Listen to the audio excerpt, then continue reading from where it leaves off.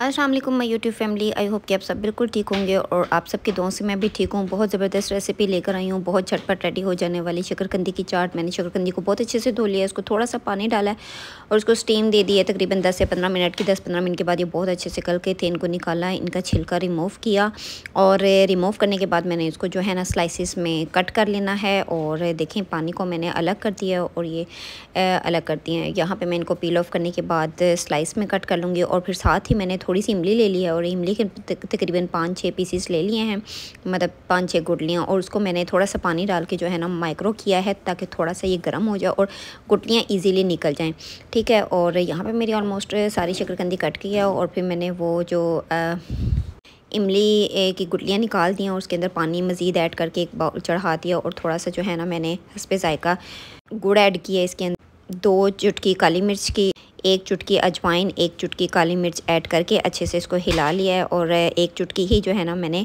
काला नमक ऐड किया है। इसको बहुत अच्छे से पका लिया है। पकाने के बाद जब हल्की सी थिकनेस आ जाए तो उसको चूल्हे से उतार लेना है। उसके बाद शकरकंदी की चाट के ऊपर मैंने चाट मसाला डाल दिया है और चाट मसाला डालने के बाद मैंने 1 लेमन स्क्वीज़ कर दिया इसके ऊपर और वो इमली की जो है चटनी बनाई थी वो डाल दिया। अच्छा, इमली की चटनी बिल्कुल इसी रेसिपी से बनाइएगा क्योंकि ये इसके साथ जो है ना चाट के साथ बहुत परफेक्ट रहती है, शकरकंदी की चाट के साथ। उम्मीद है आपको मेरी वीडियो पसंद आई होगी और खाने में बहुत डिलीशियस थी। उम्मीद है आपको मेरी ये छोटी सी वीडियो बहुत अच्छी लगी होगी। तो प्लीज़ मेरी वीडियो को लाइक, शेयर और चैनल को सब्सक्राइब लाजमी करें और साथ साथ बेल आइकन के बटन को प्रेस करें। और मुझे कमेंट में भी लाजमी बताइएगा कि आप लोगों को ये रेसिपी कैसी लगी, मज़ा आया या नहीं। मुझे तो बहुत मज़ा आया था और इंशाल्लाह आप लोगों को भी बहुत पसंद आएगी।